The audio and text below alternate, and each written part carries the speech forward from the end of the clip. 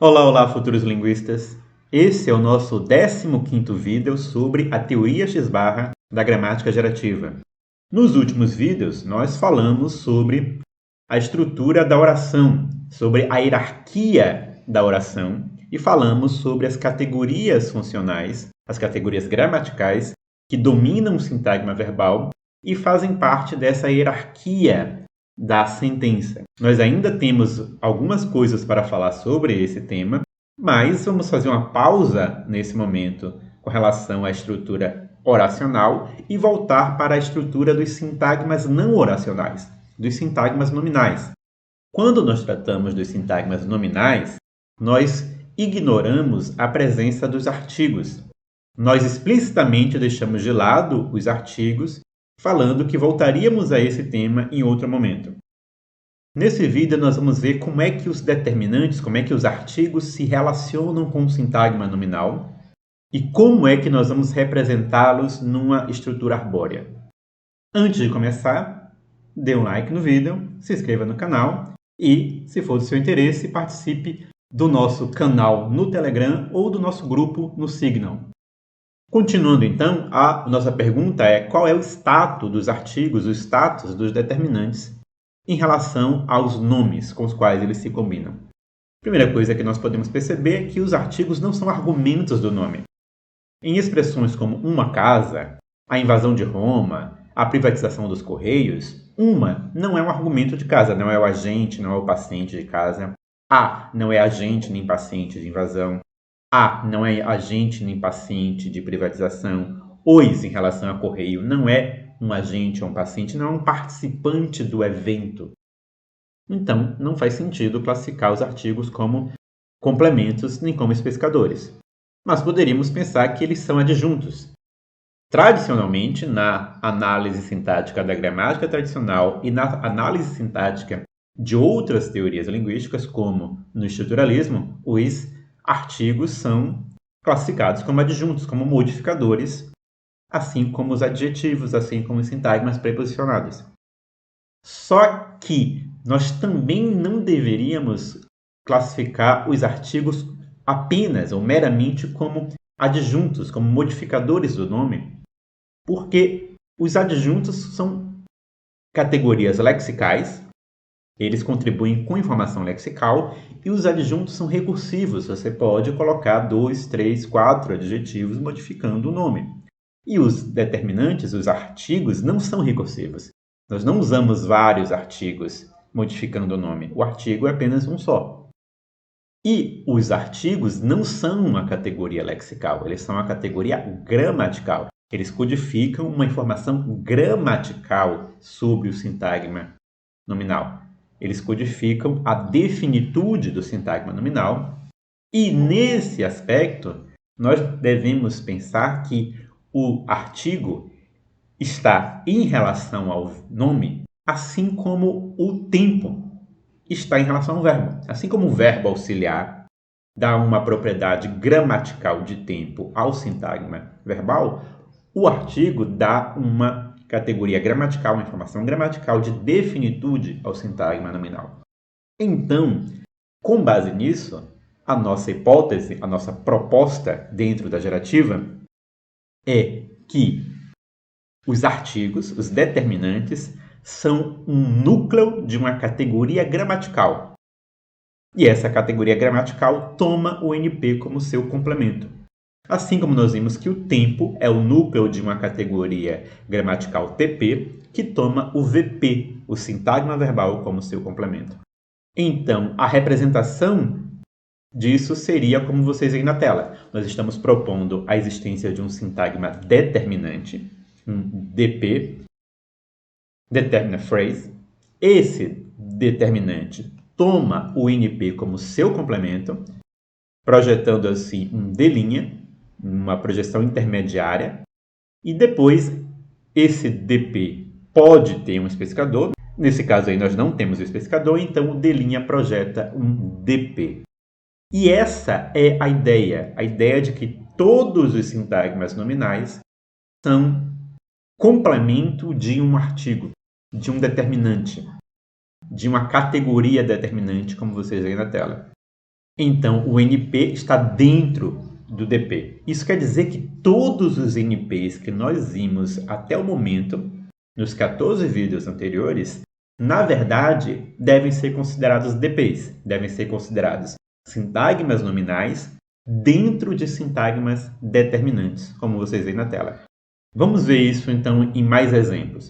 Em um dos vídeos, nós fizemos a representação da expressão a privatização dos Correios, ignorando os artigos, e a representação ficou como aí na tela. Privatização é o núcleo do sintagma nominal e toma como seu complemento um PP. O núcleo do PP é a preposição de, e esse de tem como seu complemento o NP, cujo núcleo é Correios. Como ficaria então essa representação com a presença dos artigos? Então ficaria como nós estamos vendo aí na tela, em que há um destaque para os DPs. Então nós acrescentamos a categoria DP tomando o NP privatização como complemento e a categoria DP tomando o NP Correios como seu complemento. Para vermos isso passo a passo, nós podemos ver o seguinte: nós temos o determinante, o artigo A, que é o núcleo de um DP. Esse determinante toma um NP como seu complemento. Dentro desse NP, nós temos o núcleo do NP, que é a palavra, o substantivo privatização. Esse NP tem como complemento um PP, um sintagma preposicionado. Esse sintagma preposicionado tem como seu núcleo a palavra de, a preposição de. O de tem como seu complemento outro DP e não um NP, porque o núcleo do DP vai ser o outro artigo, os. Esse artigo vai ter como complemento um NP, outro NP, só que esse NP já tem como seu núcleo a palavra, o substantivo Correios.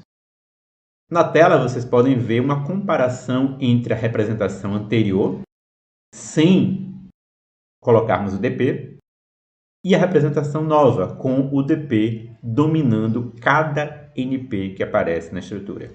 Então a diferença é apenas de que nós acrescentamos uma categoria a mais à estrutura. Dominando todo NP, haverá sempre um DP. E é importante enfatizarmos isso. Todos os NPs serão dominados por DPs, serão complementos de um DP. Então, todos os rótulos que nós utilizamos como NP nas outras árvores, nós podemos ler a partir de agora como DPs que têm NPs como seus complementos. Isso vai acontecer mesmo quando nós tivermos determinantes nulos. Quando nós não tivermos um artigo ou um outro tipo de determinante expresso explicitamente. Então, um sintagma nominal expresso por um nome próprio, como João, não seria apenas um NP, mas seria um NP que é complemento de um determinante nulo, como vocês veem na tela. Em português do Brasil, a presença desse determinante pronunciado é opcional. Há dialetos que falam João e dialetos que falam o João. Para um outro exemplo, num sintagma preposicionado como em casa, de uma sentença como João está em casa, esse sintagma preposicional em casa vai ter como núcleo a preposição em e vai ter como complemento um DP com um núcleo vazio, um núcleo nulo, ou seja, é um núcleo que tem um determinante que não tem matriz fonológica, ele não é pronunciado, mas a informação abstrata está lá, e esse determinante nulo toma o NP casa como seu complemento. Isso é importante porque a ideia que está por trás é de que realmente a ausência do determinante também traz uma informação semântica, também traz uma informação gramatical. Então, não é simples ausência, mas é a presença de um determinante que tem propriedades sintáticas e semânticas, mas não teria propriedades fonéticas. Ele não é pronunciado, mas ele está lá. Algo que nós poderíamos indagar é se isso vale para todas as línguas ou não.